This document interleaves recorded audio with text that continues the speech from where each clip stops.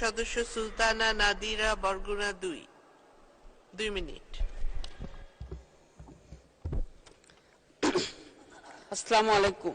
মাননীয় স্পিকার, আপনাকে ধন্যবাদ। ৭১ বিধি অনুসারে জরুরি জনগুরুত্বপূর্ণ বিষয় সম্পর্কে মনোযোগ আকর্ষণ নোটিশ। আমার উত্থাপিত বিষয় বরগুনা জেলাধীন পাথরঘাটা, বামনা, বেতাগী উপজেলায় হাসপাতাল সমূহে শূন্য কোঠায় ডাক্তার সহ অন্যান্য জনবলের প্রাধান্য প্রসঙ্গে। আমার নির্বাচনী এলাকা ১১০ বরগুনা ২। আমার নির্বাচনী এলাকাধীন পাথরঘাটা, বামনা, বেতাগী উপজেলাগুলো বাংলাদেশের সর্ব-দক্ষিণে অবস্থিত। এলাকার অধিকাংশ সাধারণ মৎস্য আহরণ ও কৃষিকাজের উপর নির্ভরশীল।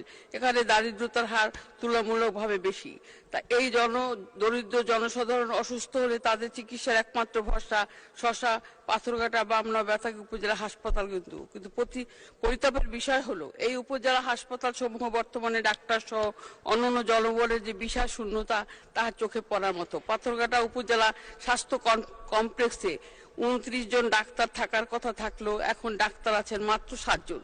একইভাবে অন্যান্য ক্ষেত্রে ৬৪ জন কর্মকর্তা কর্মচারীর পদ শূন্য রয়েছে। এই একই চিত্র বামনা, বেতাগী উপজেলা স্বাস্থ্য কমপ্লেক্সগুলিতে বিদ্যমান।